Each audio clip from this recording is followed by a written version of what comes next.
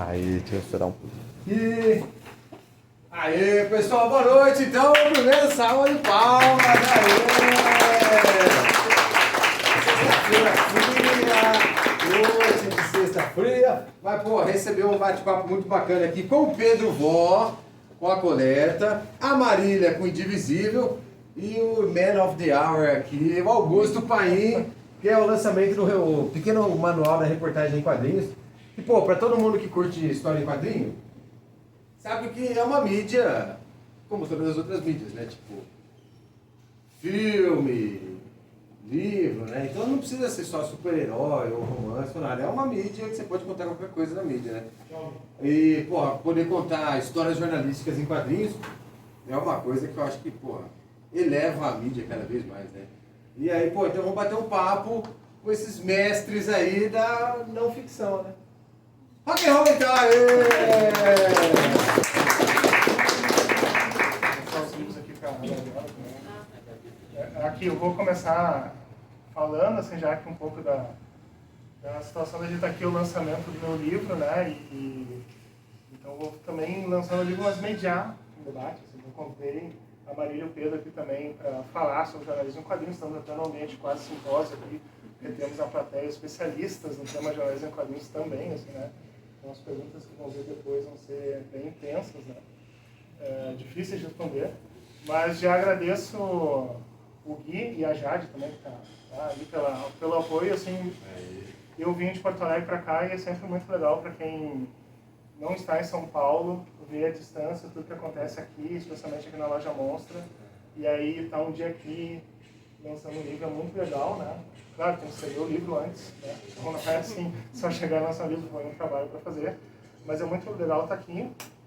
E a ideia era ter um bate-papo sobre jornalismo em quadrinhos ou sobre quadrinhos de não ficção, de uma maneira geral. E é a área em que a gente está trabalhando aqui. O Gui introduziu muito bem falando também de que quadrinho é uma mídia, né? Eu acho que essa que é a questão, assim, né? A gente trabalha no jornalismo com televisão, com rádio, com internet, e por que não quadrinhos, né? Eu acho que, para mim, o importante nesse debate é entender como que a mídia quadrinho pode contribuir para o jornalismo. E eu trabalho com esse tema há alguns anos, não desenho, que é uma coisa triste, assim, né? Realmente... Não, eu realmente não penso em desenhar, não é aquela coisa assim, eu desenho, mas não quero mostrar, não, realmente seria uma tristeza se eu tentasse desenhar, mas eu acho que às vezes o ambiente de quadrinhos também precisa de pessoas que não desenham, mas, sei lá, traduzem, organizam eventos, que é nessas áreas que eu atuo e que eu sei que eu posso contribuir mais. Mas eu também decidi, assim, por ser jornalista formado, eu queria trabalhar com quadrinhos, eu queria pensar sobre esse formato de jornalismo em quadrinhos.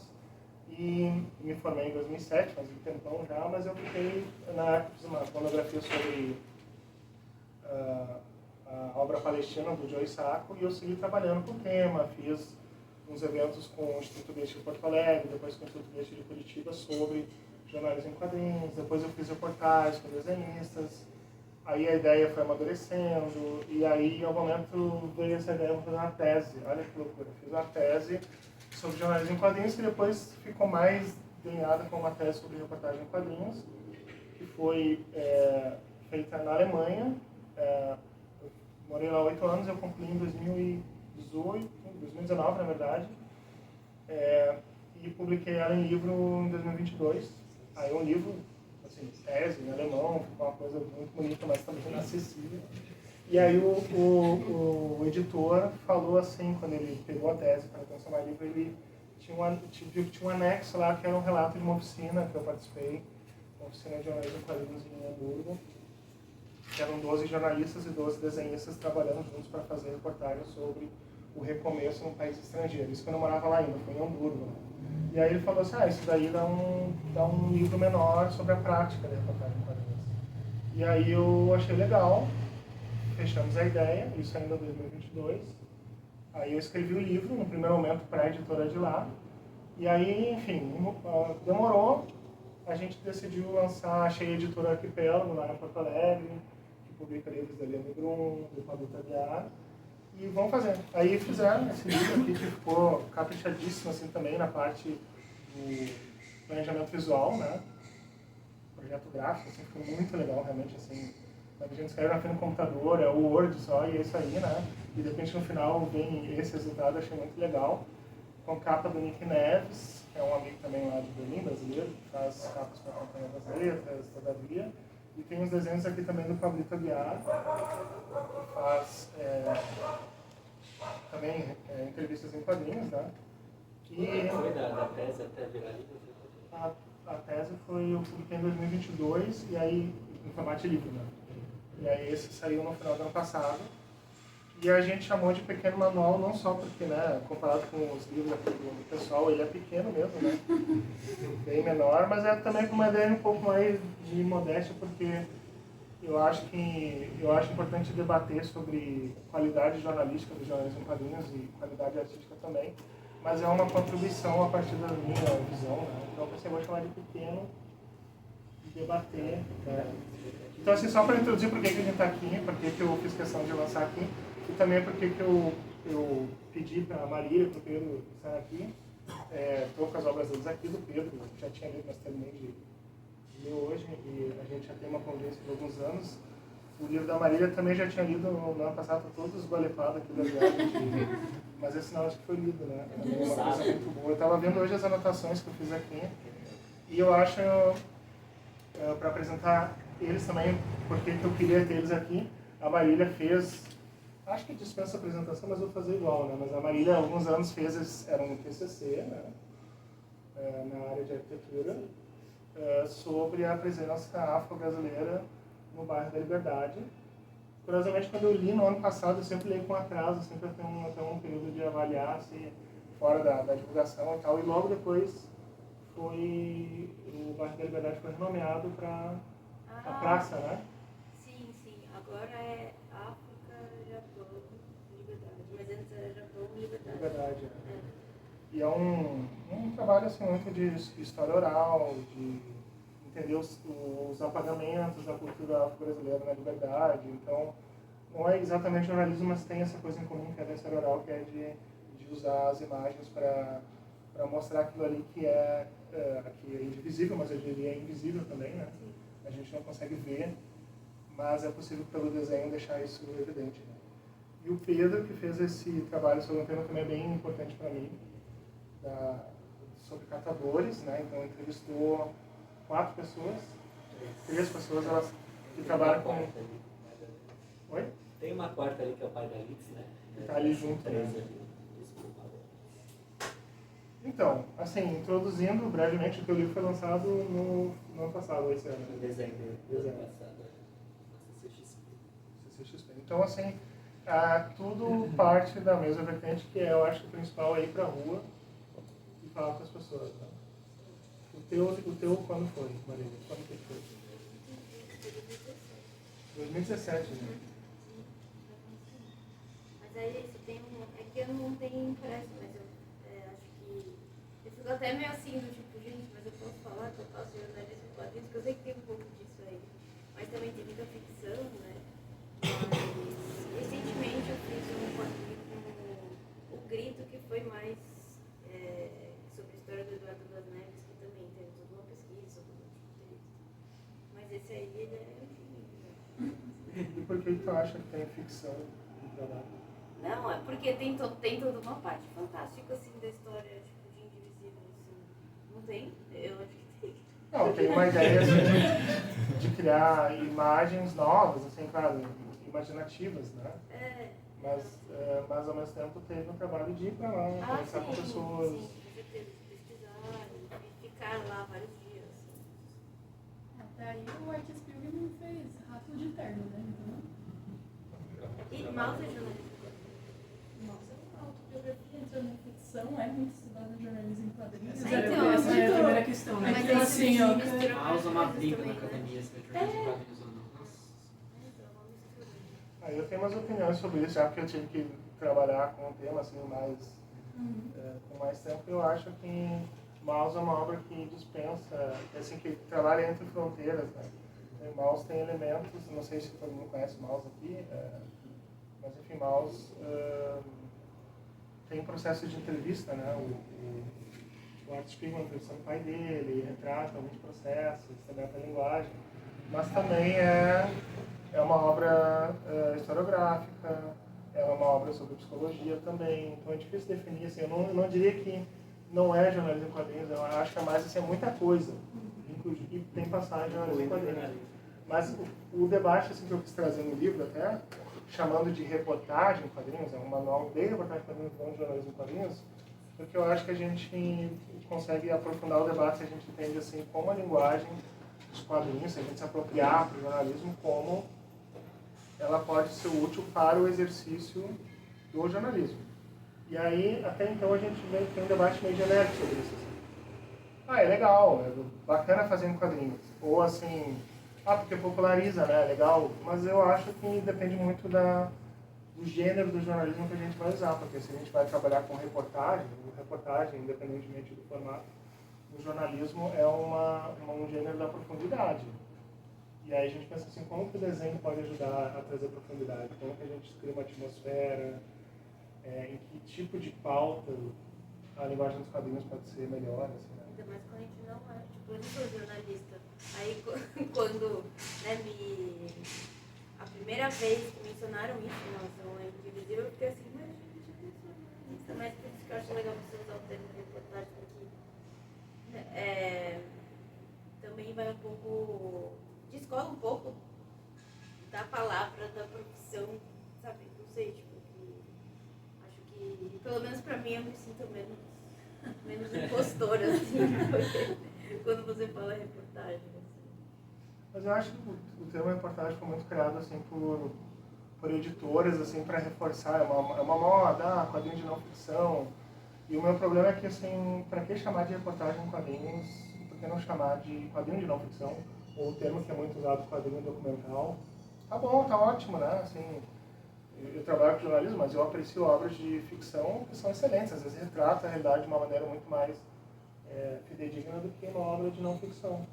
Né?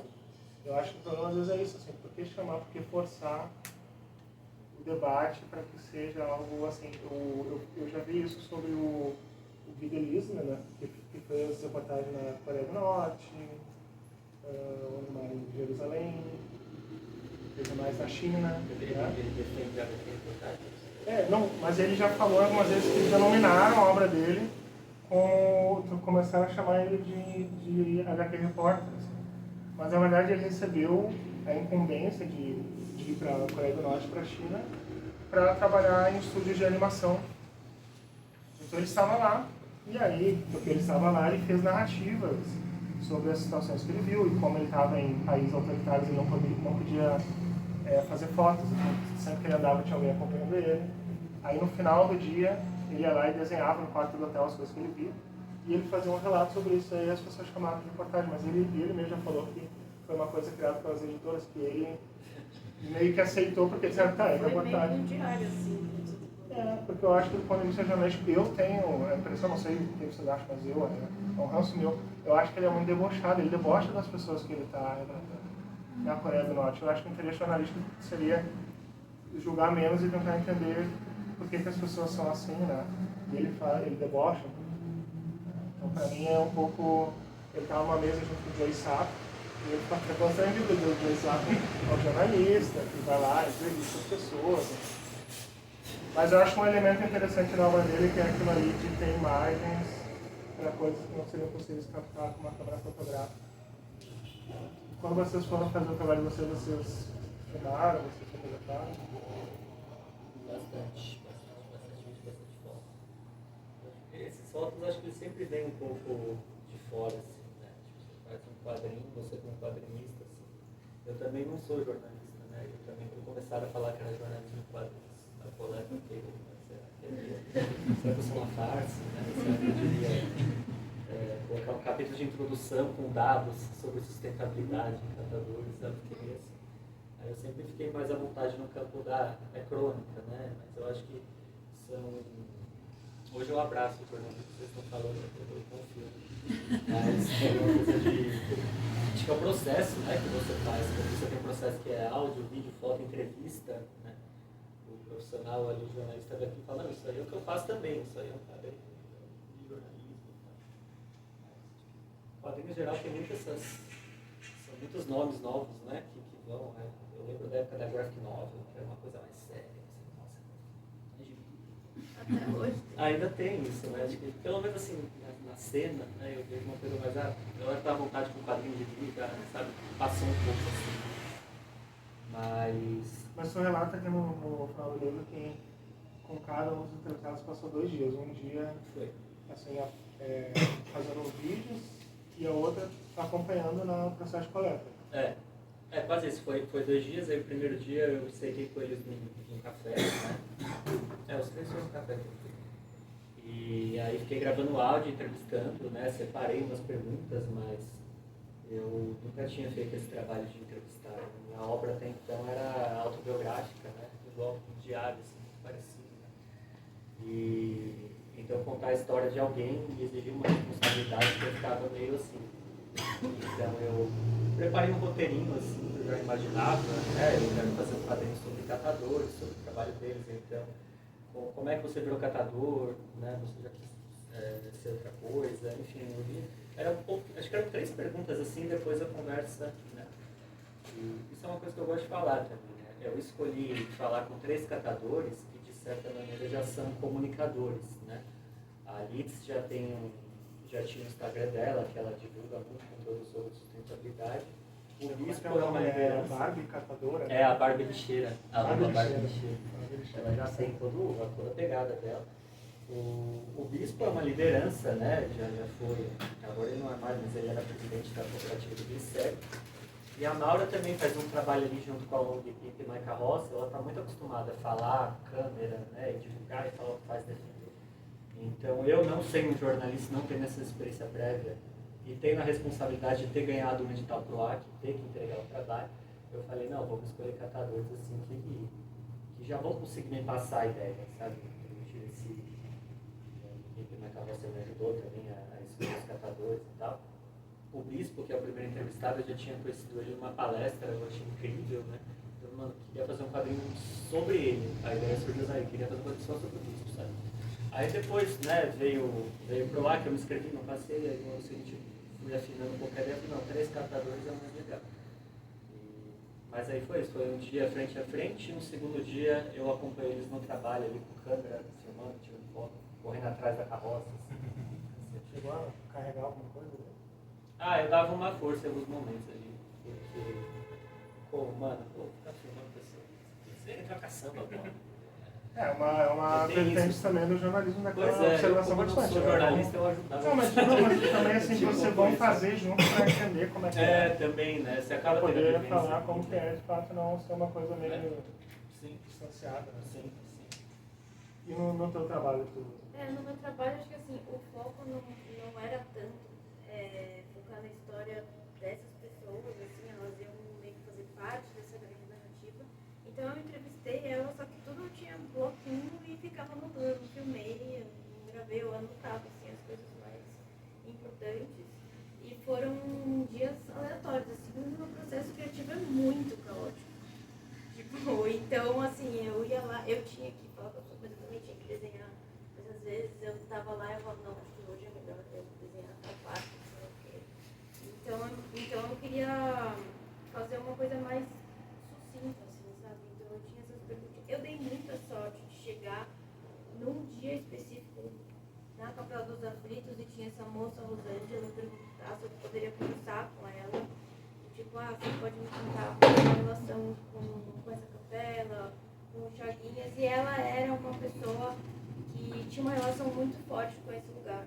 Então, assim, por acaso eu acabei encontrando uma pessoa que tinha essa relação, que era algo que eu estava buscando, que me ajudou muito, assim. Então foi isso, foi uma entrevista, foi uma conversa, assim, por muito tempo, menos de fazer perguntas, eu sabia de alguns tópicos que eu queria falar, só que foi mais do tipo, me conta como é que é, eu tô fazendo o trabalho, e depois eu entreguei o livro pra ela, foi muito legal.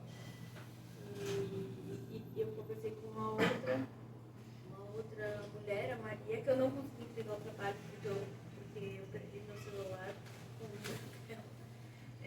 Mas que ela fazia parte, sempre participava na segunda teoria dos aflitos, tem todo um evento lá, eles se reúnem, e tal. Então foi muito mais de conversar e entender a relação das pessoas com aquele lugar, porque tinha muito, como eu estava me formando em arquitetura, eu tinha que entender qual era a força do espaço.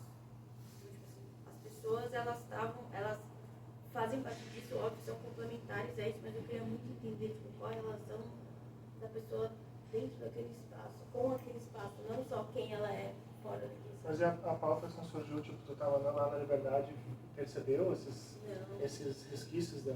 Não, de forma alguma, assim, eu queria fazer um trabalho sobre identidade, escolhi o bairro da Liberdade porque eu gostava muito, não sabia. Mas o que é interessado na cultura japonesa, pelo que eu sei, né? Inicialmente, Sim, né? Você nem no sabia. bairro. Cara, não sabia. Aí meu professor de sociologia me falou.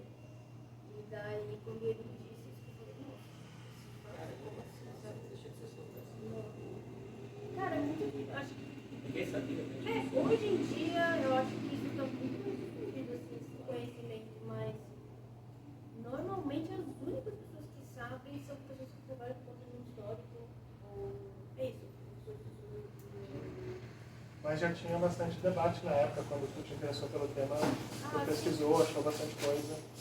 Eu achei, mas eu acho que aumentou muito o debate no ano seguinte. Porque teve a mudança do nome do metrô e teve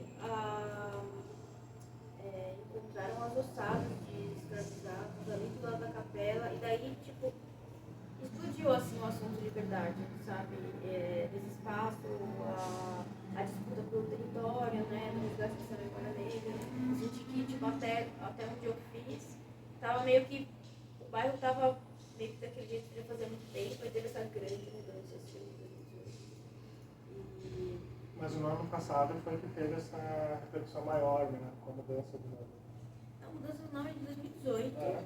Aí mudaram de novo o nome da praça, só da praça, porque assim, era Liberdade. Aí mudaram para Japão Liberdade, o nome da praça e do metrô em 2018. Porque 2018, se não me engano, foi 10 anos de imigração japonesa no Brasil. Daí fizeram essa mudança por conta dessa data.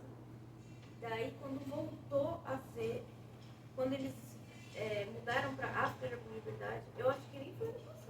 Eu chutaria que foi tipo 2020. Não, só da praça. Mas faz algum tempo. Mas aí é isso, tipo, o assunto em geral, não só na liberdade, sabe? O assunto da discussão sobre o que é a memória negra na cidade, ele avançou muito, ele dá mais em evidência, né? Hoje, ao longo dos anos cada vez mais. Daí teve o que aconteceu no Bexiga, que a gente até estava conversando ali. Encontraram na estação do metrô os resquícios do quilombo de Sarapura, que é muito parecido com o que aconteceu na Liberdade, então, e também é um bairro ali muito perto, então essa discussão, ela às vezes volta à tona, assim, tipo, ela continua ali, mas tem, acho que alguns picos de debate, assim, tipo, esse ano foi, eu não sei que evento que estava tendo na Liberdade, que daí cobriram a estátua da Madrinha Eunice, que é uma simbolista super importante para a história também da cultura negra e da música negra. Cobriram a estátua dela com um pedaço de palco, daí foi tudo assim, daí essa volta, né? Olha, tá, a estátua tá desse jeito, daí entra a questão do bairro da Liberdade. Então, é um assunto que tá meio. Tá sempre ali e às vezes tem que pedir atenção das pessoas. Eu acho interessante que, em comum entre os dois temas, assim, tanto a presença negra no bairro Liberdade quanto a presença dos catadores, né? Que no nosso dia a dia eles estão em segundo plano, né? Terceiro plano, apesar de serem fundamentais na existência do planeta como ele é hoje. Assim. Mas é o tipo de coisa que às vezes a gente só vai perceber ou vai facilitar perceber isso desenhando. Porque é um momento, por exemplo, que para por uma fachada aqui, a gente passa por algum lugar, e a gente de repente para e começa a desenhar. E nesse processo de desenhar se percebe coisas que a gente não perceberia. E acho que vocês têm uma familiaridade assim, né, com a linguagem de vídeo, de foto, na reportagem, que não sei se banalizada é a palavra, mas quando a coisa vira um desenho, ela parece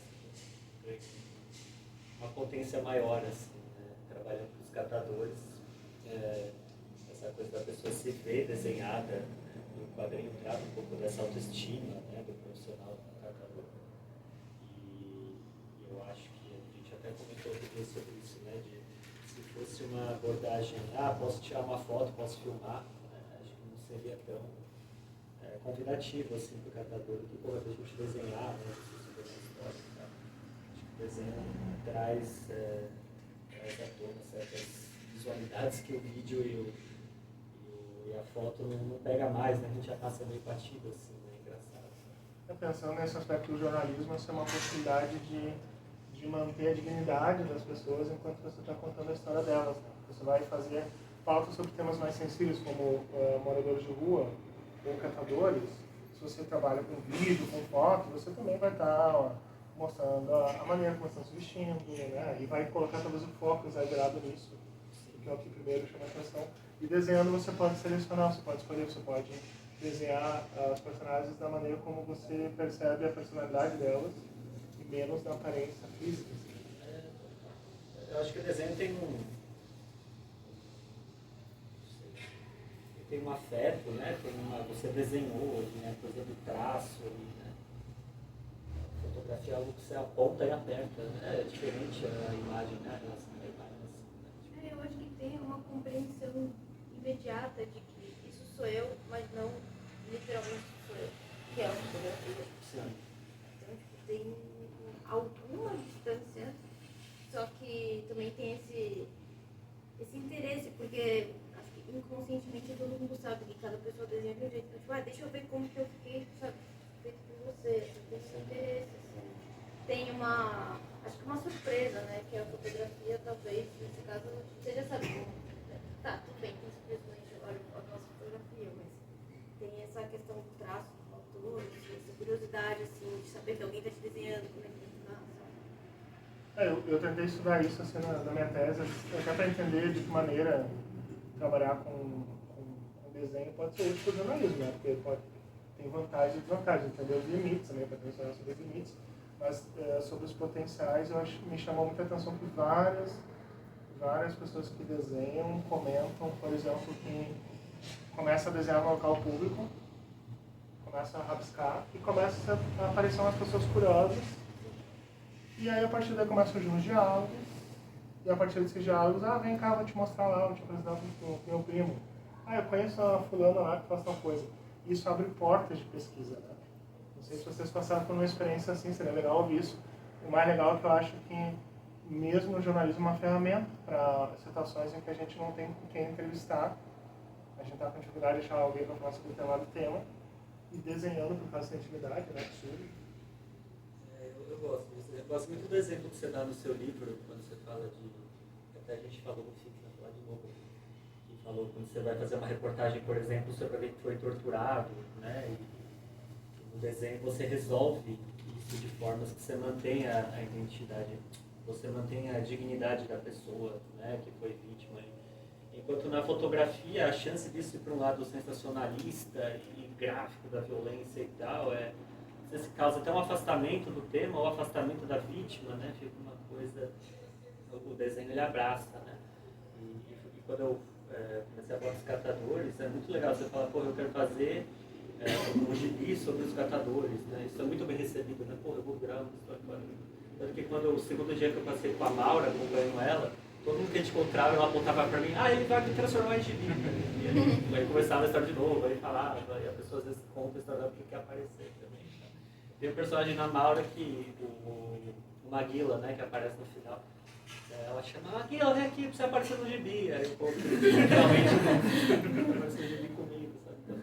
Então o desenho traz esse acolhimento, né? Eu acho que quando você faz jornalismo através do desenho, não sei, é diferente, né? É muito diferente. Assim.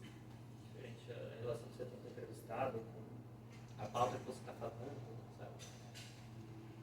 Carrega ali, né, querendo ou não, as subjetividades do autor, né, que o traço é isso, né, eu acho que a fotografia, se tiver algum fotógrafo aí vai defender que também tem a questão da máquina, da autoralidade do fotógrafo e tal, mas o desenho é muito descarado, isso. Eu fiquei pensando sobre isso porque, assim, claro, existem técnicas de fotografia, tem pessoas que trabalham com fotografia em comunidades, mas eles têm muito tempo. Tem fotojornalismo. De fotografia de rua, mas tem um tempo, às vezes, para se acostumar, as pessoas se acostumam com a presença de quem está fotografando, né? Mas em muitas situações, assim, quando é uma coisa mais factual, a fotografia é quase como se fosse uma arma que tu aponta para a pessoa, vai ali, faz aquela foto e sai É, correndo. intimida, né, pô? Intimida, fica entre a pessoa que está entrevistando e a pessoa que está sendo entrevistada, né? E enquanto o bloco de desenho você pode colocar no colo, enquanto você está falando com a pessoa. E esse processo de fazer o retrato de alguém, você está prestando atenção. Eu estou olhando para a Gabriela aqui, não sei desenhar, mas eu estou fingindo que eu estou desenhando. E aí, tipo assim, tem uma troca, assim, que é diferente do que se for só fazer uma foto ou ficar rabiscando num bloquinho, tu nem olha para a pessoa e sabe o que está escutando, assim. Então, eu acho que esse relato que trouxe, assim, de mostrar o desenho para alguém, eu acho que o Joe Sato trouxe um momento que ele, no último livro que ele lançou, que foi feito no Canadá, ele usava essa técnica de ele fazia entrevista, voltava para casa, aí transformava em quadrinhos uma parte da entrevista e aí mostrava para a pessoa. Nesse segundo momento, abria outras portas, porque a pessoa se viu um momento de intimidade. Pô, a pessoa está me desenhando, ele vê o processo ali, você vê o traço da pessoa, é uma situação onde todo mundo está exposto, né? Então existe uma intimidade, né? Eu acho que sempre tem algum grau de diversão dentro de você estar desenhando qualquer coisa. Assim. Talvez isso torne essa relação mais leve nesse sentido. Chegar a desenhar alguém ou alguma coisa, sabe? Acho que a gente, não sei, não, é que você falou, eu também tenho, não sei, pouco com câmera. Assim, onde é que vai estar a imagem que a câmera está produzindo os desenhos? Não tem, assim. É. Tem uma coisa mais leve, assim, talvez. Você tinha uma pergunta? Sim, eu queria falar que você contou desse caso da pessoa ficar impressionada de se ver no desenho. Eu entrevistei a Cecília Marins, a Carol Ito, a Elodângela, numa faculdade, e elas me contaram, a Carol Ito e a Cecília me contaram experiências parecidas. Assim, a Cecília, quando ela foi fazer o Três Mulheres da Craco, e aliás, a Carol, quando ela foi fazer o Mulheres da Craco, e a Cecília, quando ela foi fazer o Parque da Luz. Que no caso do Parque da Luz foi até mais interessante porque ela pediu para elas desenharem como elas queriam ser representadas. Então elas desenharam como se fosse no traço delas, depois a Cecília transpassou para o traço dela para a gente. Isso causou um efeito muito curioso no caso da Carol Ito, que até tem, não sei se isso tem gravado, mas eu tenho uma professora que estava no prêmio que a Carol ganhou da Crack, o Vladimir Herzog, e ela chamou as pessoas que ela entrevistou para estarem no prêmio, e elas estavam super emocionadas, assim, a Carol começou a ser aplaudida, ela falou de ser aplaudida, uma das pessoas começou a gritar, você está aplaudindo, não sei o quê, porque a pessoa ficou tão feliz com a representação que foi feita dela, que a Carol falou isso para mim, foi a primeira vez que a pessoa se viu em alguma coisa. E já tinham feito reportagens que ela aparecia e tal, mas ela não tinha percebido isso, ela não estava sabendo em alguns casos, né, que é pior ainda. Mas ali quando ela foi fazer esse negócio, teve essa aproximação, teve essa tentativa. E a Carol fazia isso de desenhar junto com a pessoa. Enquanto ela estava conversando com a pessoa, ela estava desenhando. Então, tinha esse efeito que causava esse negócio que é bem interessante. Assim. E outra coisa que me lembrou foi que você falou dessa coisa de dar essa aliviada no sentimento. Eu tive esse efeito com a Palestina. Se fosse um documentário, aquele Palestina do Saco, eu não ia conseguir ter aquele livro. Assim, quando chega naquelas páginas pretas lá no meio do livro, né, que é eu esqueci o nome do capítulo, mas é o capítulo onde eles descrevem a cena da prisão de um dos personagens lá. Aquilo, assim, se fosse uma reportagem, assim, eu acho que eu não conseguiria ter passado dali, assim, sabe? Tipo, se uma reportagem, um documentário de áudio, com câmera, essas coisas, eu não sei se eu ia ter aguentado. Assim, óbvio, continuou sendo pesado, mas deu para levar, pelo menos. Assim, agora, no caso de documentário, não sei se eu teria aguentado. É um pouco como aquele filme Valsa com o Bashir, né? Que é uma animação, a gente está meio protegido dos acontecimentos aí no final do filme, não é spoiler, porque não revela o filme, mas a gente toma um susto, né? Porque acaba aquilo ali. E eu fiquei pensando muito sobre isso quando eu vi, assim, tem uma versão em quadrinhos também, né? Que é usando fotos, assim, e só funciona, a Gabriela fez um livro também mostrando fotos, mas no caso desse, só funciona porque as fotos vêm só no fim, né? O filme, assim, né? E aí eu fiquei pensando muito sobre isso, assim, enquanto que o desenho é uma camada protetora, assim, o filtro, né? Porém, indo um pouco mais adiante, eu me dei conta que também tem muito a ver com estilo. Eu acho que é uma outra discussão, estilo de desenho. Porque tem uma publicação lá que reúne, uma publicação na Suíça que reúne trabalhos diferentes, assim, de reportagem. Aí tem uma história que é sobre autópsia. Aí tem um filtro, assim, que a gente consegue ver o procedimento da autópsia, que se fosse com fotos, eu não veria, não tenho nem interesse em ver, mas aí com o desenho consegue ver. Mas aí a reportagem seguinte era sobre o consumo de carne, e aí a desenhista usava aquarelas bem vivas, assim. Que aí era para chocar, não para proteger. Ou tem umas séries do Bruno Maron, que é o desenhista aqui, que é sobre tortura na época da ditadura, e ele faz com desenhos mostrando os métodos de tortura. Tipo, é desenhado, mas o traço que ele faz, aquilo ali é chocante igual, assim, né? Eu acho que sempre quando tem esse debate sobre quadrinho jornalístico, documental, esse aspecto do estilo do desenho acaba caindo no esquecimento, mas é bem importante isso, né? Pode colocar uma coisa grotesca no troço, espécies. E causar um choque proposital a partir disso, né? Tem um exercício, eu acho. Tem um exercício que eu acho que foi feito no MoMA, de um grupo de desenhistas que tinha uma discussão guiada e todo mundo estava desenhando aquele acontecimento. E no final você vê, assim, dependendo do traço da pessoa, uma mesma cena gera uma interpretação completamente diferente, assim, por conta das características, né, que cada traço carrega. Muda completamente, assim. Aí você pode pegar o desenho e destruir a pessoa também. Você está desenhando, é caricatura, é isso, sei lá. Você trabalhou, por exemplo, com preto e branco, né? Foi também a decisão estética. Sim. E o Pedro, por exemplo, poderia também ter feito um estilo mais realista. Tu trabalhou, tu optou mais por um estilo... mas trabalho também, tem esse aspecto. Mas tu optou por um estilo também um pouco mais, entre aspas, assim, fofinho, porque também tem a ver com demonstrar essas pessoas dentro de como elas se enxergam, como elas se veem, né? Elas têm autoestima, as três. Tem uma autoestima muito bem resolvida, assim. Sim. Então, para que demonstrar as pessoas uma sensação de fragilidade? Eu acho que tem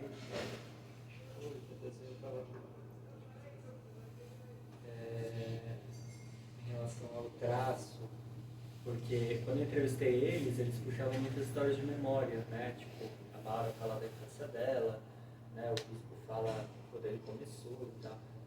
E não é uma memória que existe uma documentação, não existe foto, não existe vídeo para eu falar, me manda aí para eu desenhar igual, sabe? Tipo, quando o Bispo fala como ele fez a primeira carroça dele, né? Eu peguei 2 latas, 2 galões de óleo, peguei as rodas e tal. E ele me explicava, eu consegui entender o que ele fez, assim. E aí eu não tenho foto, não tenho foto. Aí no desenho você resolve, você desenha as 2 latas de galão de óleo, de repente tem a carroça ali, pronto, sabe? Resolve.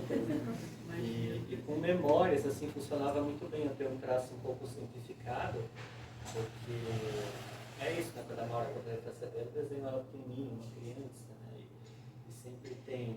Hoje, lendo, até acho que eu repeti muito aquela coisa que você fala no seu livro, que não é legal de fazer. Você repete muito a pessoa falando pra câmera. Que deixou o manual, fez antes o manual. Eu fiz antes, você já ter feito antes o manual. Mas então tem um pouco disso, assim, da pessoa falando pra câmera, né? E lá ali no fundo, menor, tem a história que ela está contando, né? E eu acho que nesse sentido que o desenho carrega mais a subjetividade do autor, porque era muito como eu imaginava. Eu estava falando com eles, eles falavam as coisas, eu meio que via, assim, foi muito natural para mim ver essas imagens. Não sei se para você tem, sabe, como vem a coisa na sua cabeça, na sua imagem, porque para mim foi muito natural, assim, sabe? Eu não fiquei quebrando a cabeça, como é que eu vou? Foi muito rápido esse ponto, sabe? Eu acho que hoje eu tenho mais. Quando eu fiz Indivisível, não. Indivisível é o que eu sabia desenhar.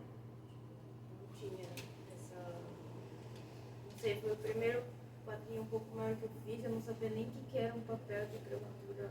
Eu não sabia o que era uma caneta, assim. Não sei até hoje. Então eu acho que... Mas tipo, eu fiz o que eu sabia fazer, sabe? Hoje eu tenho mais essa consideração. Consigo, tipo, não, acho que vale mais a pena fazer uma coisa um pouco mais trabalhada, uma coisa mais simples. Nos trabalhos de ilustração, isso pra mim vem com muita clareza, assim. Dependendo do cliente e qual a proposta, eu consigo meio que já visualizar como que eu vou resolver aquilo, mas quando eu fiz Indivisível, eu não tinha a menor noção. Assim. esteticamente, assim. Eu tinha alguma, né, porque saiu o quadrinho, mas eu não tinha não tinha tanto conhecimento, assim, pra avaliar muito, assim, não foi uma escolha consciente, sabe? Foi o que eu sabia fazer. O TCC, né? Era um trabalho de conclusão de curso, né? E a primeira vez que eu finalizei uma página de quadrinho, eu estava fazendo um desenho finalizado, então era uma coisa que eu não pensei sobre isso, eu só fiz. Foi o primeiro quadrinho que Eu só fiz, eu não tinha muito conhecimento, tipo, não tinha um leque de alternativas de conhecimento na minha cabeça para eu decidir.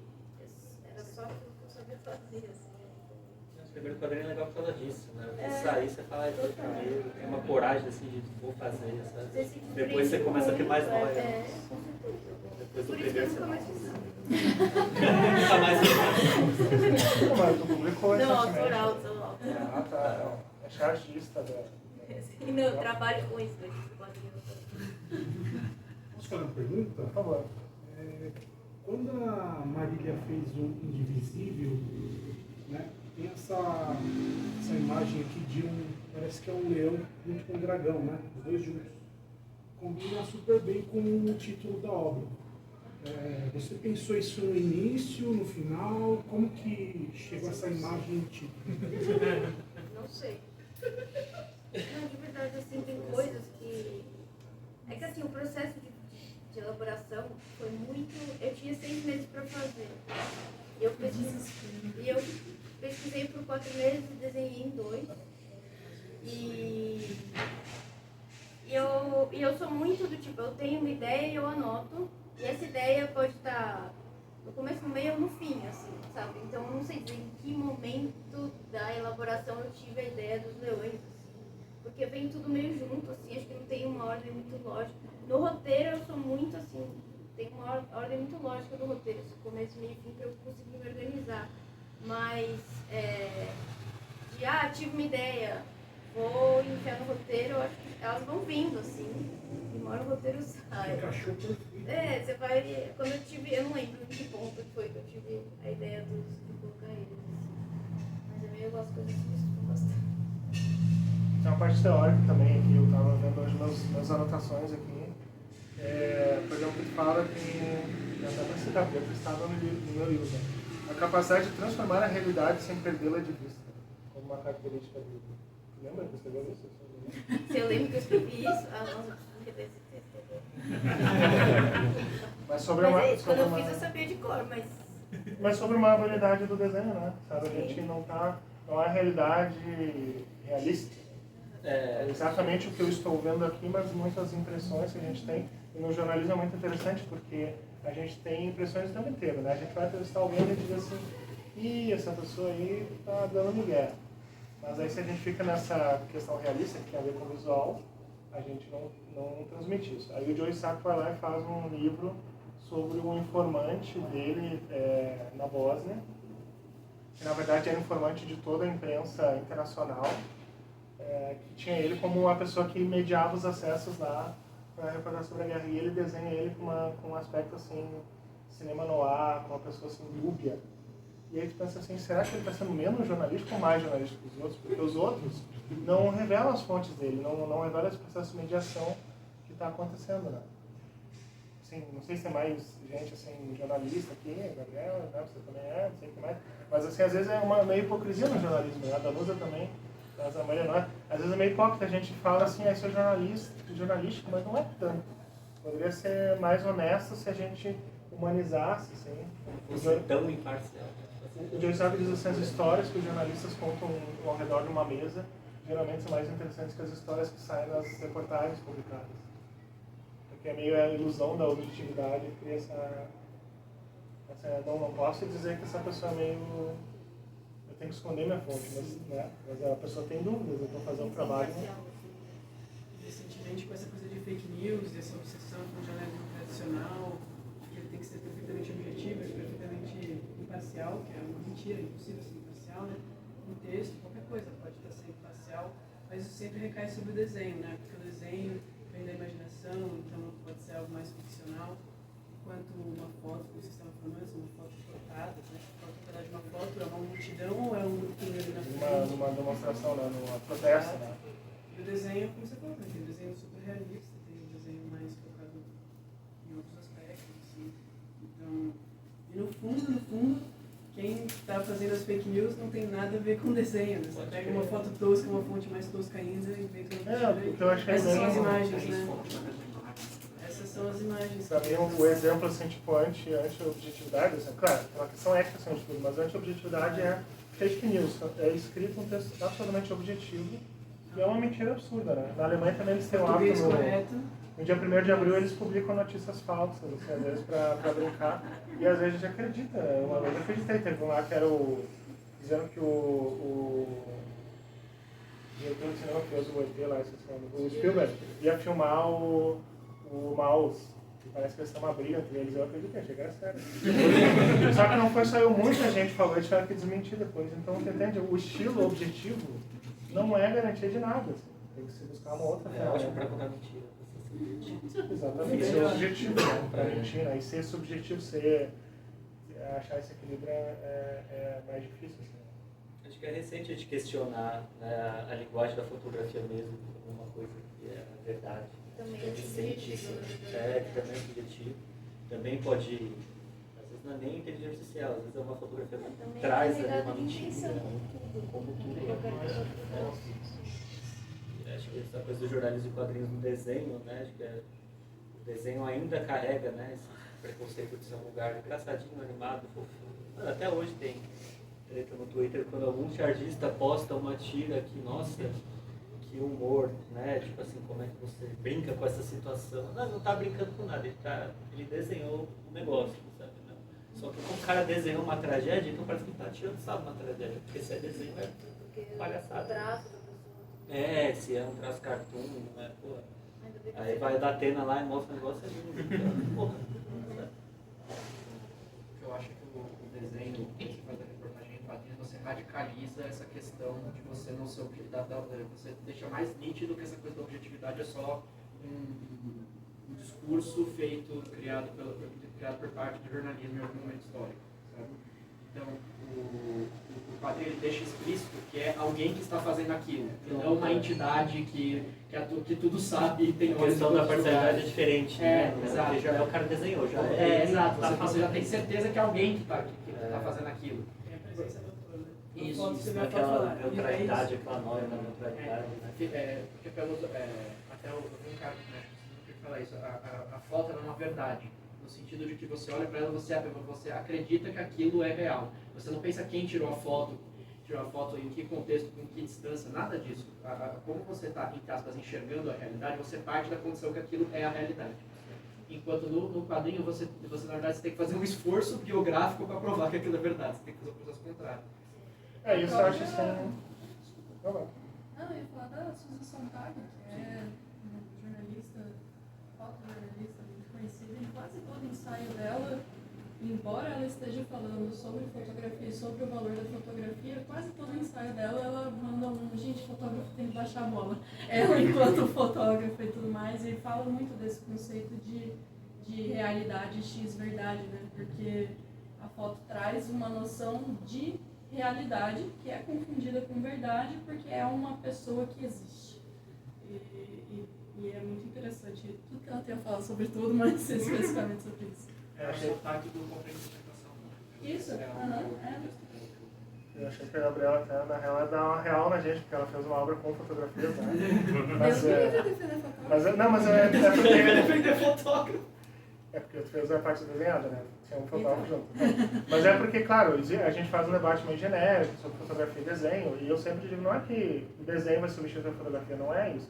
Em alguns casos, em algumas pautas, como essa questão de preservar a dignidade, temas de violência doméstica, temas tópicos muito sensíveis, desenhar pode ser mais interessante. Eu acho que se a gente esquece essa questão assim, fotografia objetiva, desenho subjetivo, tá? A gente esquece isso, surgem questões muito mais interessantes que são relacionadas à estética. Como no caso do livro da Gabriela, mistura fotografia e desenho, como também o fotógrafo do Didier Lefebvre. É mais duas pessoas que eu esqueci, Manuel Guibert e mais um outro lá. E o outro. E aí que fez as cores. E aí Em algum momento, por exemplo, eles estão fazendo uma reportagem no Afeganistão, com muito desenho, fotografias, que esse fotógrafo fez também, e em algum momento eles desenham mulheres de burca, assim, né? Só que o texto diz assim, não eram afegãs, eram as médicas da expedição francesa usando burcas, assim. Então, ele mesmo faz essa brincadeira sobre o que é verdade na fotografia ou não. Então, você pode até libera a fotografia dessa obrigação da verdade, inclusive o desenho da obrigação da subjetividade. Você pode jogar com isso, você pode tomar decisões assim, né, sobre isso. E aí você também pode entrar em questão de fotografia que são muito mais experimentais, né? Esse programa de fotografia, que é você aceitar que certas imagens são construídas. Né? Até a própria discussão em cima do Sebastião Salgado, a questão dele das fotos, tem um pouco disso. Né? Se vocês pegarem as reportagens completas que falam sobre como ele tira as fotos lá, ele pega a tribo, coloca a câmera, luz, negócio, tem toda uma questão de fundo, e ele vai organizando as tribos para tirar as fotos aos poucos. Então, assim, não é que ele está no cenário, que ele está vendo as coisas acontecerem e ele vai fotografando. Não, tem toda uma estrutura organizacional para tirar a foto. É uma construção. O processo geralmente é tão importante também na fotografia. Exato. Então, assim, não é uma questão de... não, mas então isso torna a foto menos verdade? Não é isso que eu estou falando. Mas tem que entender que a coisa é feita a partir de uma construção. Do mesmo jeito que o desenho também é feito a partir de uma construção. Ele também tem uma ideia de um autor por trás. Essa que é a questão. Você tem uma ideia de alguém por trás que está tirando a foto, está desenhando. E outra coisa que eu pensei sobre jornalismo, quando eu estava escrevendo uma coisa que eu já chego lá, é que eu tenho a impressão que o jornalismo em quadrinhos ele acaba dando espaço para você discutir assuntos que geralmente os veículos tradicionais não têm ou coragem ou não têm espaço mesmo por questão de tamanho para você discutir. Né? Então, você pelo exemplo do Joe Sacco, em que veículo de comunicação ele ia ter 400 páginas para poder fazer reportagem dele sobre a Palestina? Sabe? Ou reduz, se não for quadrinho, que fosse 80, 90 páginas. Que veículo de comunicação ia dar 90 páginas para ele fazer reportagem? Nenhum. Então ali ele consegue por causa do desenho, ele consegue um espaço de discussão muito maior do que reportagens jornalísticas geralmente poderiam. Porque você tem limitação por caractere. Né? O cara fala, você tem 1.500, você tem 1.800, você tem 900, você tem 700 caracteres para escrever. Então, aí fica aquela coisa mega limitada, não à toa, você fica com esse fenômeno de declaratório, que é horroroso para o jornalismo, mas é típico do momento atual, de querer ter essa coisa isenta, entre muitas aspas. Então, eu acho que também tem essa questão que o jornalismo em quadrinho dá esse espaço, ele permite mais, ele permite que a pesquisa fique mais explícita na reportagem, né? O processo todo fica mais explícito. O que eu acho é que aí a gente está falando de reportagem em quadrinhos, né? De novo deixa lá, porque o Joe Sacco tem reportagens curtas, né? Eu acho que os trabalhos que ele consegue se desenvolver melhor são as longas, porque eu acho que quadrinhos, uma boa história em quadrinhos depende de cenas, né? E às vezes a gente no jornalismo em quadrinhos, ou qualquer trabalho não profissional em quadrinhos, a gente usa muito texto para informar, e é difícil, assim. Então quanto maior, mais espaço, mais páginas, melhor vai ser o trabalho no sentido da linguagem dos quadrinhos. E isso em algumas pautas pode ser interessante, né? Os trabalhos do Joe Sacco, assim, ele chega atrasado, né? Ele vai para a Bósnia depois que já acabou o interesse internacional na Bósnia. Na Palestina também, só que a situação na Palestina não muda muito, então o trabalho dele continua atual, apesar do que ele fez na década de 90, né? Mas assim, esse atraso acaba sendo útil para um período maior de reflexão, de elaboração sobre alguns temas. Mas eu defendo, assim, que é um pouco a ideia de a gente pensar nos jornais em quadrinhos a partir de gêneros do jornalismo. Porque, por exemplo, a entrevista. A entrevista é um gênero que o Pablito Aguiar faz bastante. Tem um livro lá dele, lá de Porto Alegre, mais recente, né? E aí eu fico pensando, lembrando até, né, da nossa gente sudoeste da Maria junto ao Paulo, né, que sempre falava da Cremilda. Se a Cremilda diz assim, um diálogo possível, que é quando a personalidade da pessoa que está entrevistando, da personalidade da pessoa que está sendo entrevistada, entra em uma interação e aquilo ali é uma coisa única. Né? E aí, como que é? É sempre uma ambição, mas eu acho que na entrevista em quadrinhos isso se realiza da melhor maneira possível. Porque o traço da pessoa que está desenhando já é uma manifestação da personalidade da pessoa que está entrevistando. E aí, por exemplo, a gente pensa nessas características de qualidade, mas, por exemplo, para fazer notícias em quadrinhos, talvez se buscasse o contrário, se buscaria uma linguagem mais facilitada, talvez mais cartoonizada, para você fazer uma notícia em um dia sobre uma questão factual. Tem o Luiz Os fatos que eles fizeram. eles fazem pros fatos lá, que é fazer checagem de fatos no formato de quadrinhos. Então a linguagem do desenho acaba cumprindo, e a linguagem dos quadrinhos também acaba cumprindo outra função. Né? Eu acho interessante, cada vez o de vocês, por exemplo, vocês estão usando o desenho para aprofundar, né? Para fazer história oral, para conhecer alguém, para entrar no mundo. Eu acho também, a gente não falou muito sobre o aspecto da entrevista, eu até gostaria de ouvir vocês falarem sobre isso, porque eu acho que uma das coisas mais legais do jornalismo, até hoje, no caso, ainda querer trabalhar com jornalismo, é a possibilidade de entrar no mundo de outras pessoas, assim, que é muito longe da nossa realidade, de repente você está lá fazendo uma reportagem sobre a presença negra da liberdade, ou sobre catadores. Né? Você está vivendo uma coisa, às vezes, dependendo do tema, uma coisa que você não conhecia nem nada, né, a respeito, né? Tipo, uma coisa. Essa questão para mim do livro foi meio isso, eu não fazia a menor ideia de que existia toda essa história, né, super importante para a cultura negra, né, para as pessoas negras, na verdade. E foi uma coisa que, nossa, eu preciso.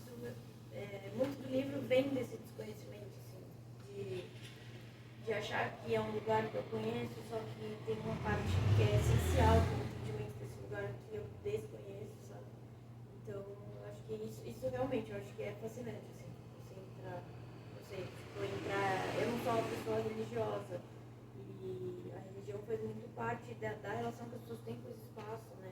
O meu trabalho, ele é, assim, a capela e da igreja, que são lugares que são as âncoras, assim, entre a realidade e essa memória. Se por acaso se põe abaixo as duas capelas, sabe como é que eu vou chegar nesse lugar, nessas pessoas, sabe? Então tem todo.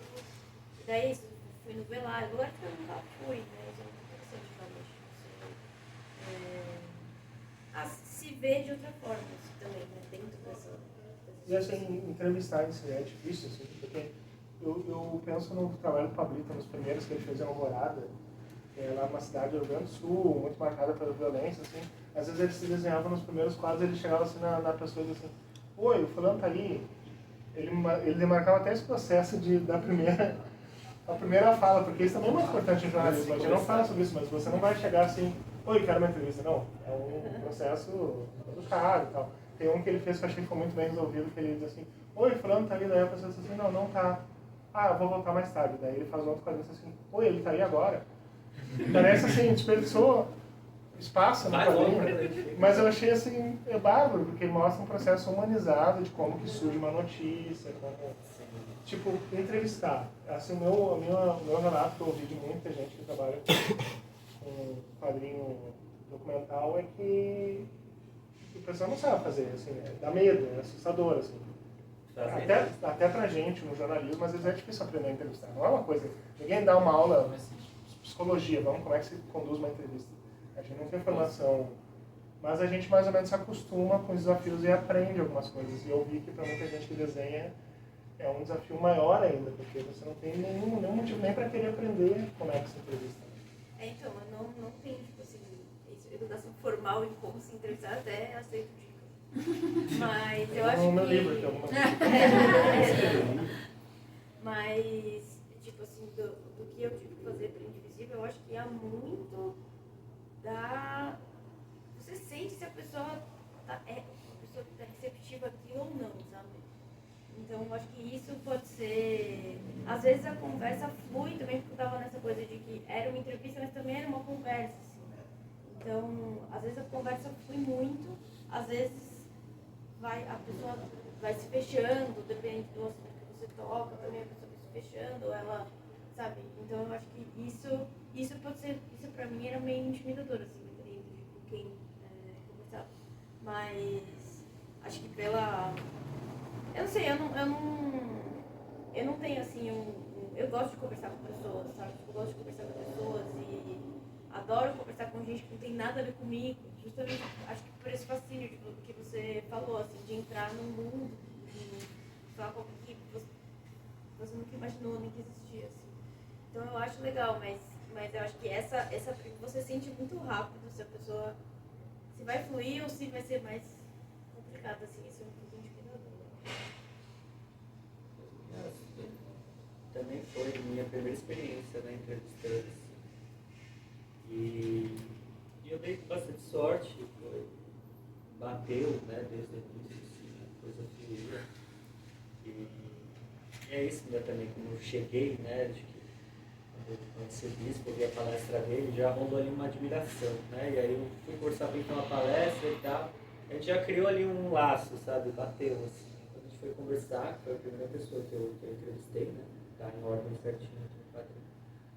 E aí foi muito natural, assim, conversar com ele, conversar com a Maura também. Mas eu não me sentia muito um entrevistador bom, assim, porque em muitos momentos eles iam falando, eu ia anotando, né, além de estar gravando constantemente no celular. Mas eu lembro que no Bispo, por exemplo, na Maura também isso aconteceu, mais pro final da entrevista, eu ficava meio voltando, porque eu tinha anotado meio que conferindo, porque eu comecei a ficar uma ansiedade, tipo, mano, tem muita coisa aqui, eu não sei o que eu tô fazendo, não sei o que eu tô fazendo. E aí fui conferindo, mas isso aqui é o que o seu estavam fazendo, que eles estavam respondendo mensagem. Não é, isso aí, falei, não, tá bom, chega, né? Mas ao mesmo tempo, depois que estavam as entrevistas todas gravadas ali, e dava uma paz, assim, como autor, de saber que o roteiro estava ali, sabe? Tipo, tá aqui. Por exemplo, quando eu fiz Orbital, eu tive um hiato de um ano e meio, eu não sabia o que desenhar mais, não sabia como acabar a história, não sabia o que ia acontecer, sabe? Agora, a questão da entrevista, eu gostei muito de trabalhar com entrevista, porque eu gravitar lá a história. Né? Tipo, tá fazendo trabalho. Sabe assim?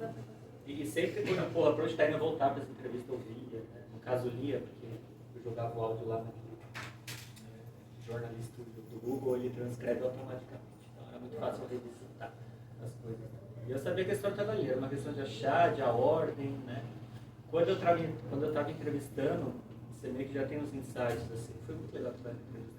Porque quando eu entrevistei a Alice, que é a Barbie lixeira, já carregava essa coisa da Barbie, né, de transgredir essa imagem do padrão de beleza. E aí eu fui entrevistar a Maura depois da Alice, e a Maura contou o caso de quando a filha dela levou a Barbie na escola, e a menina levou a Barbie. Então eu falei, nossa, vai casar tão bem na história, você falar da Barbie, depois volta e a coisa fica fechadinha, né? Então você já sentia as coisas, então eu sofri muito menos mesmo. Pra fazer o roteiro da Polite, eu fui colocando coisa que eu já fiz, que eu ficava ali fechado na minha cabeça, tentando, meu Deus, e não gosta do que faz. Não, essa não é a minha verdade, eu nunca falei isso. Quando você tem o áudio, tá ali, você vai colocar aquilo no balão, e aí você desenha pra sustentar o balão, e aí você decide que vem depois. E aí, isso é a questão de gravar, uma coisa que eu trago até no livro, que eu acho um tema interessante. Assim. Tu falou, por exemplo, que tu não queria gravar, né? Não. E tu gravou. Isso é um tema interessante, assim, é legal. Os dois aqui vão dar uma polêmica aqui. Porque eu trato no meu livro nesse aspecto de que, e eu sei que a Gabriela grava também, né? Geralmente. Quando posso. E eu argumento, assim, que não é preciso gravar. Nem sempre. Não estou dizendo que não precisa gravar, então ninguém grava mais. Não, eu só estou dizendo que não precisa gravar. Porque eu acho que muita gente grava por hábito. Não é jornalismo se não gravar. Mas às vezes você está fazendo uma história de vida. Quanto a história de vida, às vezes você não ter o gravador é um favor que você presta, porque a pessoa fica mais à vontade. A Gabriela não concorda. Mas eu já vi pessoas concordando, que aí está ali, tá no livro ali, a Mas ele não é jornalista. Mas aí ele não é jornalista. Ele tá ali? Não, tava falando.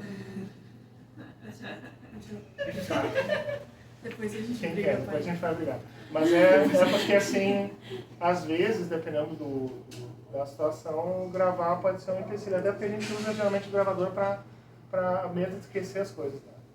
E aí, se você experimenta não usar o gravador, você vê como funciona melhor, você grava melhor. E tem outros métodos, você pode, depois da entrevista, vai para casa, escreve um relatório, e aí o que é mais importante mesmo vai ficar. E tá fresquinho na memória. Assim, né? Mas aí não tem uma coisa muito, por exemplo, eu pensaria que seria legal gravar, porque eu estou falando sobre uma pessoa e eu quero que ela, personagem no quadrinho, fale como ela fala na vida real, por exemplo. Mas a gravação nunca vai ser um registro disso, né? A gravação é sempre também... Mas a gravação Mas é um registro mais pronto que a sua cabeça. Então, porque você vai passar pelo filtro da sua cabeça, você vai escrever como você falaria. Tipo. E aí eu entro como alguém que trabalha com dados governamentais lá e tudo mais. A gravação também é uma profissão jornalista. Não, mas aí é um caso bem Então, específico de... mas... Eu acho que depende muito do que tem pauta, né? Tipo, no caso do Pedro, eu acharia impossível não É o gravar. que eu ia falar, impossível usar essa palavra. Quando você tá trabalhando com um quadrinho que você tem mais de, tipo, São Francisco foram quase 30 entrevistas. Não tem como. Tu escutou todas as entrevistas de novo? Eu fiz a transcrição toda na mão, de todas elas. Porque, pra mim, me ajuda a pensar melhor em como construir a narrativa se eu estou escrevendo. Se eu leio a partir da transcrição. Claro, né, quando eu tenho um prazo muito mais curto, São Francisco foi o meu prazo. Mas prazo muito mais curto, o Google Studio, não, beleza. Mas eu consigo entender muito mais a história se eu estou fazendo, eu presto muito mais atenção naquilo se eu estou transcrevendo do que se eu leio uma transcrição pronta. Então, tipo, São Francisco eu fiz. Quando você está pegando uma reportagem que tem mais de 30 fontes, tem que gravar, não tem como. E aí, às vezes, como é que eu vou fazer um relatório? A gente saía, às vezes, da beirada do rio e ia chegar na pousada 3 horas depois. Mas depende muito da pauta, claro, né? Claro, vai entrevistar a gente da política, obviamente, tu vai te proteger, ou se tem uma entrevista que tem muitos dados, mas o ponto é que às vezes é a história de vida, tu vai escutar uma história sensível de alguém, será que é importante gravar? Num caso aqui, eu vou ser a pessoa que defende o gravador, defende a máquina, mas foi importante gravar, porque depois em casa ouvindo, eu consegui pegar coisas que eu não peguei, não no sentido de informação, mas um trejeito, o jeito que a pessoa fala, uma palavra que ela repete toda hora. E não era que eu ia contar a história delas, o que eu quis colocar desde o início era literalmente elas contando a história delas. Assim, o balão sai com elas falando, né? Manter a entrevista no.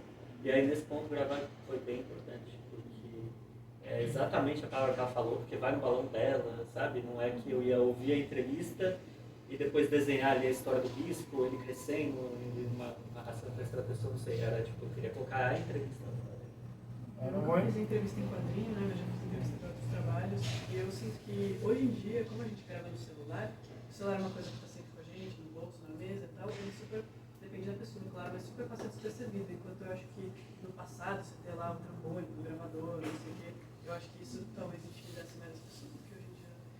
E claro, dá pra fazer sem gravar, depende muito da pessoa. Da reportagem que eu fiz pra agência pública, eu não podia gravar, não podia tirar foto nem nada, porque eram mulheres que saíram da prisão, a família delas nem sabia que ela tinha sido presa e tudo mais.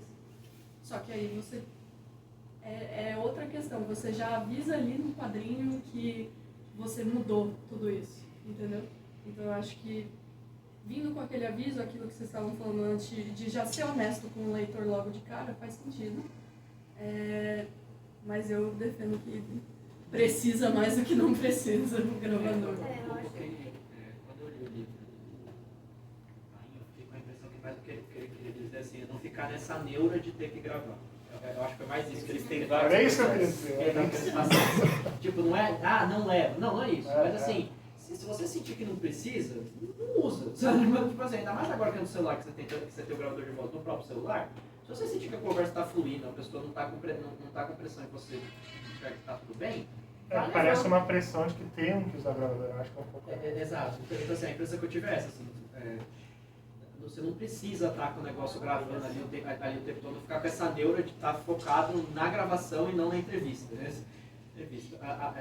Quando eu tive que fazer algumas entrevistas, eu fiz como eu fiz por WhatsApp, a transcrição, como elas mandavam por voz, pelo menos a Elo, a Carlos até me mandava por voz. Quando eu transcrevia, como eu estava fazendo uma reportagem mais uma coisa para a faculdade e tal, não ia ser publicado, então eu estava fazendo mais uma questão assim, pegando respostas para incrementando na notícia do que exatamente transcrevendo o que elas estavam falando. Ipsis literis, essas coisas. Então, ali, eu ter a gravação ou não, se eu tivesse só conversado com elas, o negócio seria meio diferente, porque eu estava mais querendo descrever o momento da situação para contextos. Eu fiz uma reportagem meio metalinguística sobre, porque eu tinha tido uma mesa de debate na PokéCon sobre jornalismo em quadrinhos, que eram as 3, e aí eu tinha pegado o contato das 3 e fiz algumas perguntas sobre a mesa. Então, ali, como nesse caso eu estava falando mais sobre o evento, sobre o que era jornalismo em quadrinhos, esse óbvio, foi uma reflexão sobre isso, não ficou tão... eu não senti tanta pressão de ter a gravação ali fixa na minha cabeça. Foi mais a questão de como o evento foi se organizando para essa mesa e tal. Agora, é óbvio, quando você vai pegar matérias que são uma coisa muito específica, você tem uma história de vida, você tem algumas informações que você não pode perder. Então, ter pelo menos ter algum tipo de anotação é indispensável. Tá? Mas o que eu acho que o pai trazer é assim, não ficar com essa neura de você focar só na gravação. Você ter certeza de pelo menos alguma outra coisa ali que te traga de volta para a reportagem em si, etc. Para mim foi mais isso, foi a impressão que eu tive lendo o livro, pelo menos. Eu acho que é isso mesmo. Eu acho que é. Foi bem isso. Mas é polêmico. Eu pensei que eu podia tirar aquela parte, mas eu achei que era importante, até porque tem pessoas que realmente falam, assim, o próprio diz que é até contra, usa o bloco de notas. Mas tem um lugar que eu acho. Gabriel, eu sou o Magno. Eu sou o Magno que estou com vocês amanhã. Fez um especial, leiam o último especial de Deserto Notícias, Agência Rural, Escravizando. estaremos amanhã juntos no Congresso da Brage, Legal. 11h30, né? Mas tem um lugar que talvez eu e a Gabriel a gente passa por isso, que a gente tem editor, né, também. Então gravar também ajuda como editor, porque às vezes eu sei lá, faço entrevista, sento com o editor que é chato, e aí ele... E eu também devo saber negociar o que eu quero desenhar ou não, precisa estar documentado, sabe? Então também tem esse lugar de que uma coisa é quando eu quero fazer uma coisa autoral, que aí eu sento com a pessoa, que eu já fiz isso, é muito mais legal, sento com a pessoa, entrevisto o que eu peguei na entrevista de desenho, e tem outra coisa que tá eu, o jornalista, o editor, e eu ter que arrumar um jeito de entrar entre os dois. Outra coisa. Assim. É que a gente se fala muito e a gente não se conhecia. Achei que era porque ele estava apoiando a Também. Bom, eu tenho o guitarrista do meu lado, já ajuda, né? E a Janet Malcolm. Então, mas o guitarrista ele não precisa brigar tanto com o editor, né? Porque ele é o guitarrista. Exatamente, ele já Aí se ele diz, pô, não vou usar gravador. Quando o áudio, ele vai dizer, você é tóxico. Mas talvez assim, o meu relógio que já deu um pouco mais de uma hora, eu tô achando muito legal assim, a conversa, né? Não tem nem reservado tempo para pergunta, tá vindo. Assim, né? Mas já que eu tenho direito a fazer uma pergunta, uma coisa que me chamou muita atenção também, que quando se trabalha com reportagem em quadrinhos, ou quando se fala sobre reportagem em quadrinhos, existe uma tendência a falar assim, sobre a narrativa em primeira pessoa, o repórter está presente lá, o repórter está presente, como uma marca do jornalismo em quadrinhos, me dá uma angústia, pelo amor de Deus. As pessoas escolhem uma técnica narrativa, né? Eu tentei, obviamente é mais comum, por quê? Porque você se desenha ali, você está mostrando que é um trabalho jornalístico, porque está mostrando o processo de entrevista, né? Ajuda. Porém, existem muitas nuances. Eu já fiz uma reportagem também sobre o morador de rua, que era um capturador também, em que é só ele. É até inclusive uma história sem texto nenhum, 11 páginas. Aí é interativo, se você clicar na imagem tem um monte de texto, aí tem muito texto mesmo. Mas a primeira camada assim, é só mostrando um dia na vida deles. Outros eu fiz em que o processo de entrevista mais aparente. Assim. E aí, por exemplo, nessa questão da nuance, o teu livro, por exemplo, é quase uma segunda pessoa, né? Porque eles falam contigo, eles falam Pedro, mas tu não aparece ali, né? Eles estão falando com quem está lendo, basicamente, e a pessoa chama Pedro, quem está lendo. Chama Pedro, né? É uma decisão, tipo, é uma decisão, um momento parou para pensar, sabe, eu desenho junto, eu coloco de fora, sabe? Porque estava muito acostumado a me desenhar o tempo todo, né? E aí eu fui para esse quadro e falei, mano, eu não vou me desenhar. Não sou uma pessoa Não aguento mais. palhaçada, tem mais gente mais legal para eu aparecer, sabe? E aí eu já gravei isso, tá? Não vou me desenhar, então eu já sabia. Né? Às vezes eu crio umas regras assim que continuam, sabe? Tipo, faz parte do processo. Assim, eu crio uma regra que às vezes nem acredito, mas a coisa funciona. E é isso, assim, eu sempre voltava pra entrevista. Na entrevista, principalmente o Bispo, que foi o primeiro que eu fiz, o jeito dele falava muito isso. Pedro, você tem que falar seu nome o tempo todo, sabe? E aí era muito importante colocar, porque é o jeito que ele fala, então foi entrando, né? E aí quando eu terminei o capítulo do Bispo, eu fiz muito toda uma sequência, assim. Aí que eu entendi o tom do quadrinho, assim, eu falei, tá, então eles vão falar Pedro, já tá claro que eu sou o autor, que é o meu ponto de vista, todas essas questões da imparcialidade e neutralidade já resolvo aqui de uma vez, porque sou eu, então fala comigo. E vamos seguir o barco, sabe? Então foi interessante essa segunda pessoa, legal, foi chique. O do almoço do Pablito também, que ele entrevistou a Eliane Brum, e a Eliane Brum estava fazendo feijão legal. e falando, né, com... Aí eu falei, cadê a primeira pessoa? Cara, era a primeira pessoa meio fajuta, assim, disfarçada, em segunda pessoa.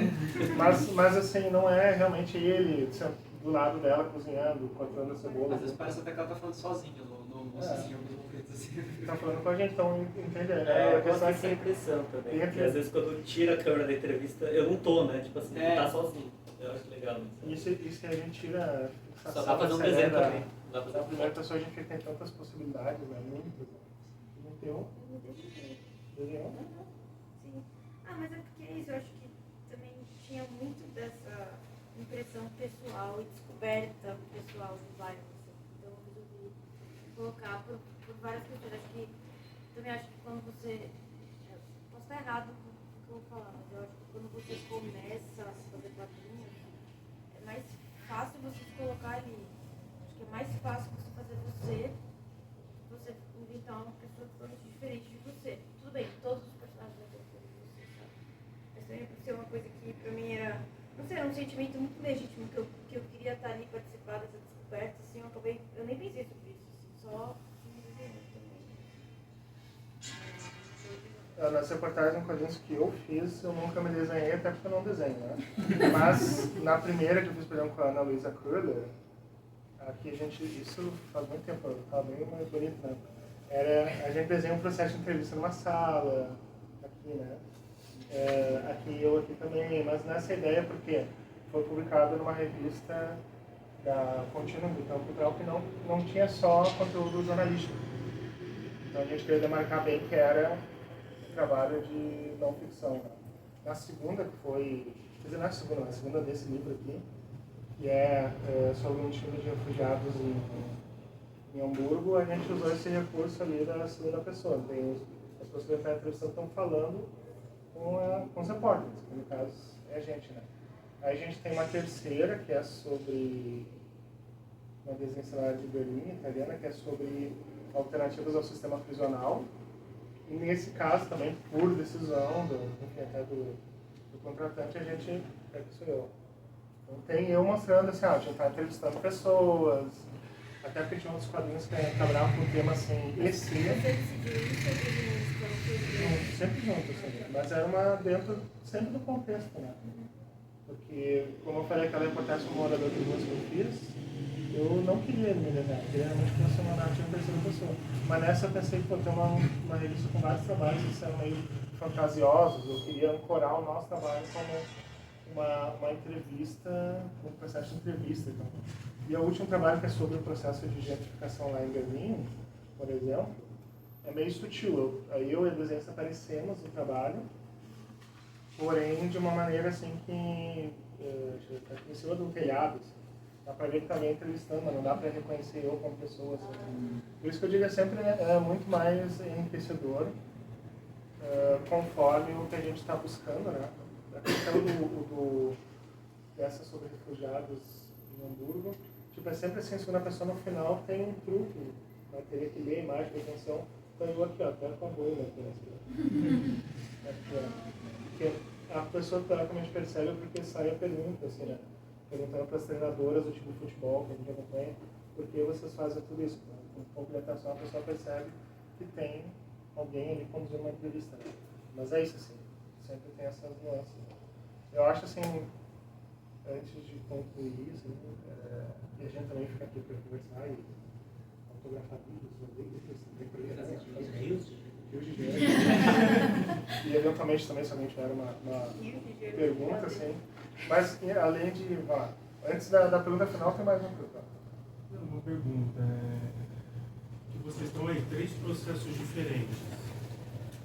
Primeiro um que registra, troquinho, e você também toma nota.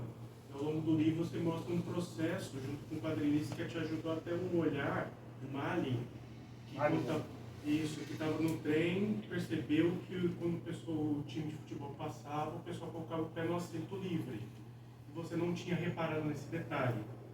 Já aconteceu com vocês também, depois de ver ter feito, reparar no detalhe que passou? Tipo, É um caso, é porque assim, o que eu relato é porque eu fui um desenhista, né? Assim, eu defendo que quando eu for fazer uma reportagem, a desenhista tem que estar comigo o tempo inteiro. É chato para a pessoa aqui, mas é importante porque é um trabalho de jornalismo, assim como se eu vou fazer uma reportagem, é um fotógrafo, uma fotógrafa acompanhando. E nesse caso, especificamente, a gente estava num grupo de 20 de adolescentes, mais 2 senadores, e a gente acabou se separando desde o início. Ele estava no início do vagão, estava no fim, e ele viu cenas que eu não vi. Isso foi legal, a gente teve uma troca bacana. E foi só pelo fato de a gente estar trabalhando em conjunto. Se ele tivesse feito sozinho, eu não teria visto algumas cenas que eu vi, e vice-versa. No caso de vocês trabalhando sozinho, eu acho que é mais difícil assim, ter uma situação dessas. Né? Não me lembro, assim, tem essa coisa de você retornar no lugar e ver um detalhe que talvez você pudesse ter desenhado, por exemplo, mas aí, sei lá, será que esse detalhe estava aí quando eu vim da outra vez? Sabe? Coisas, tem essas perguntas que você se faz, assim, mas acho que é por a gente estar sozinha, a gente termina indo embora e dá tchau pra pessoa, assim, não sei. Sozinho, assim, o uso das ferramentas foi muito importante, assim, né? Acho que tem a ver com porque eu tirava as fotos, eu filmava, e aí, porra, é foda, né? A gente fala ferramenta, mas foi o Google, basicamente, né? Com as questões lá de você subir o áudio, transcrever. Ele mostra onde você tirou a foto. Então, por exemplo, eu tirava a foto ali da Maura, né? Aí ficava ali, foto tirada em... você clica ali, ele te leva pro Street View. Aí você tá ali de novo. Aí eu posso virar e olhar. Então, eu sempre usava muito Street View assim para resgatar algum detalhe, né? Que na foto não ficou muito resolvido. E tem umas questões assim, quando eu tô fazendo um quadrinho sobre os catadores. Então, eu queria colocar ali que são as imagens, né? Do mundo do catador. Né? Então, algumas coisas eu fazia muita questão de desenhar muito bem, assim. As bags, as carroças, aquela lixeira que fica em poste, assim, sabe? Eu queria, não, isso aqui tem que ser desenhado direitinho, a lixeira de São Paulo, não é só meter um quadrado ali. Eu lembro mais dessas coisas, assim, as informações eu fui conferindo com eles, né? Eu mandei, depois que eu finalizei todas as páginas, só o traço, eu mandei o capítulo do bispo pro bispo, da Maura pra lá, pra eles lerem, porque eu queria que eles gostassem. Mandei com um prazo ali que era tipo assim, ó, se eles pediram pra trocar uma página, não vai ficar pronto o quadrinho. Aí fica no que vem, tudo bem, já tava assim. Mas tinha mais esse sentido, assim. Eu lembro que eu colocava, tem muita carroça em repouso, assim, né, mano? E tava desenhando tudo, assim, tava acabando o quadrinho. Eu não lembro o insight que eu tive, que eu vi que ela tava desenhada errada em repouso, sabe? Porque desenha também, você vai fazer repouso, o paralelepípedo de repouso fica assim. Sim. Mas se você faz angulado, meio de perspectiva, é meio que natural você colocar os dois paralelos. E eu entrei numa noia que todas as carroças estavam desenhadas de forma errada, eu comecei a revisitar todas as páginas redesenhando as carroças. Então eu lembro mais disso, assim, né, de informação errada. O Desenredos eu fiz o quadrinho todo, que é uma caminhoneira, e o caminhão não tinha câmbio. Eu só esqueci o câmbio do caminhão. E eram analógicas as páginas, que eu não tinha escaneado ainda. Então eu voltei e fui colocando o câmbio em todo o desenho ali. O desenho tem isso, né? Você pode corrigir depois. Acho que nesse ponto o desenho é muito poderoso para jornalismo, inclusive, porque você pode sempre revisitar, desenhar, trazer de novo. Photoshop original do papel lápis. Exato, você consegue fazer sozinho, sabe? Você falou de Osaka, né? De fazer. No quadrinho você faz sozinho, você consegue fazer sozinho. Claro que é bom você, quanto mais gente tem, melhor, etc.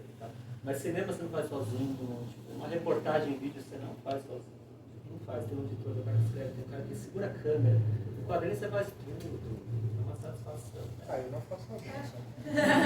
Eu vou aproveitar a pergunta que é muito interessante para fazer a pergunta para o Gabriel aqui, que está fazendo controle de qualidade do debate, né? Ela publicou uma reportagem em quadrinhos sobre o São Francisco feita com um fotógrafo. Essa, vocês inclusive passaram 2 meses juntos lá, viajando? Não, foi quase um mês. E aí, essa pergunta é interessante no caso de vocês. Teve momentos que vocês, na troca, assim, sobre o que cada um viu, que foi muito importante estar trabalhando em dupla e não sozinho? Pô, teve. Tem tem umas broncas também, né? Porque, claro, a gente não saiu no fight, mas a gente já tinha trabalhado junto para várias reportagens, mas eu escrevia texto e o João tirava foto, né? Então eu não tinha essa necessidade de captar a imagem junto com ele. Então houveram momentos que a gente teve que... Porque eu filmei as entrevistas, mas o João tinha uma câmerazona, lapa de câmera profissional, né? E eu queria filmar as entrevistas, porque era o meu primeiro quadrinho longo, eu não ia conseguir desenhar direito só de foto, eu achava que eu não ia conseguir. E aí eu fui com aquela Sonyzinha pequenininha, então tipo, eu botava ela assim do meu lado, às vezes botava até o braço assim pra pessoa se sentir mais confortável. Aquela cybershot, assim? Tipo um Agora cybershot. retrô, né? E então teve momentos da gente combinar o que ia fazer. Então durante a entrevista ele não ia tirar foto, porque a gente percebeu que na primeira entrevista que a gente fez, que ele estava tirando foto enquanto a gente fazia, a câmera distraía muito.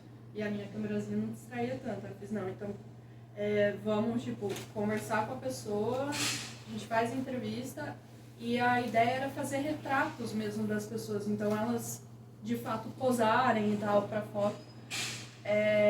E aí a gente combinou, não, a foto vai depois da entrevista, primeiro a gente conversa de boa, sem esse trombolho de câmera, mas teve vários momentos de ele ver tal coisa que eu não vi porque eu tava focada ali, e foi super interessante ter essa outra pessoa. A abertura do livro, que é o menino pulando no rio, eu não vi aquela cena. Eu tava fazendo entrevista, e aí o João foi mostrar no hotel depois, fez, olha, esse pirraia tava brincando, não sei o que, e eu fiquei, nossa, isso dá uma sequência tão bonita do menino correndo dentro do rio, porque tinha um menino correndo e tinha um menino no rio. Eu fiz, tá, então me dá essas duas fotos, eu vou transformar numa sequência aí de 6 quadros.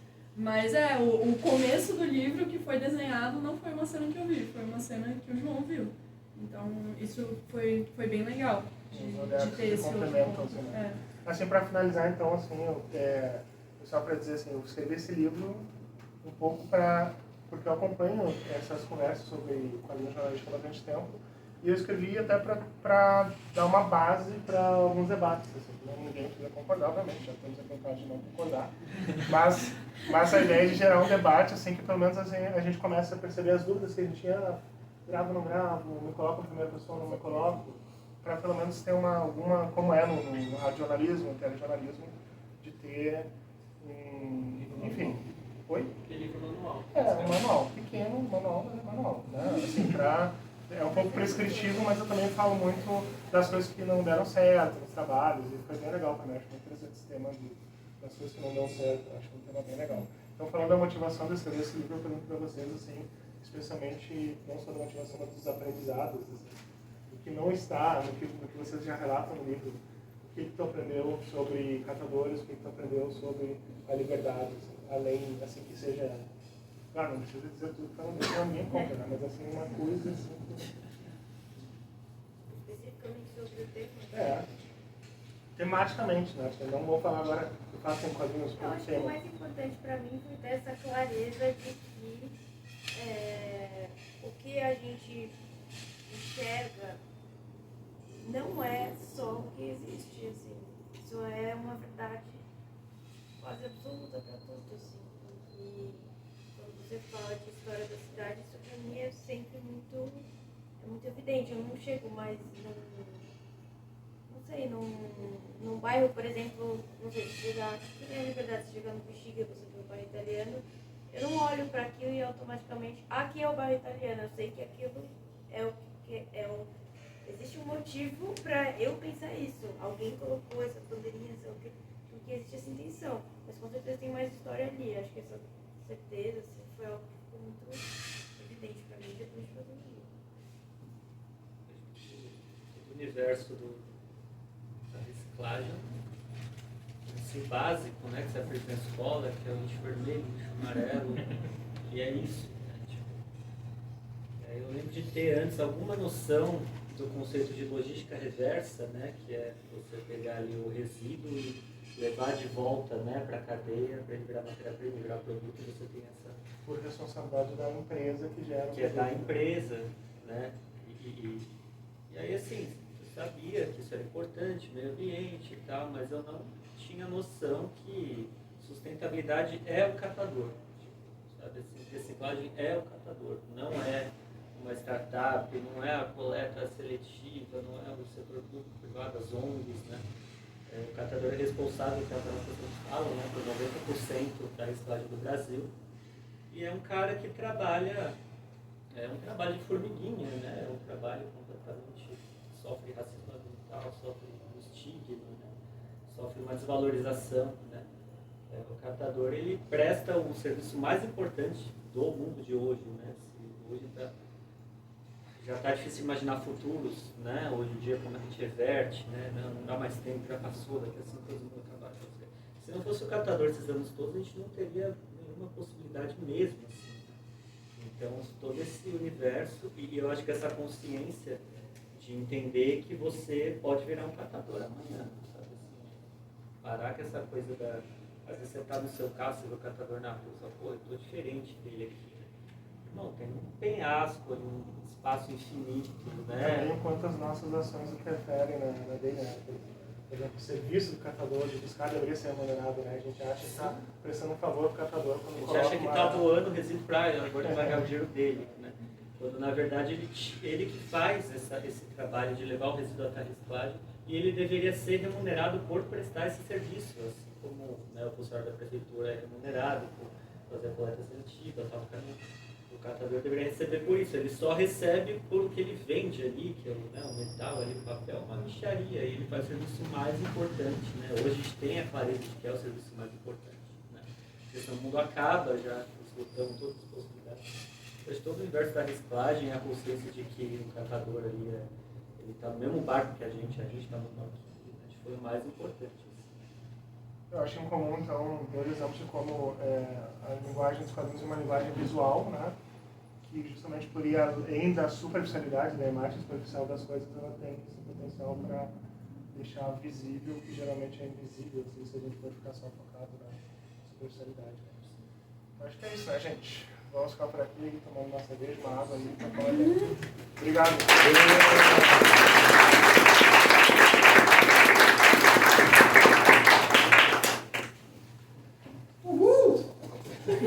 Puta, eu tô morrendo de frio, mas tá fazendo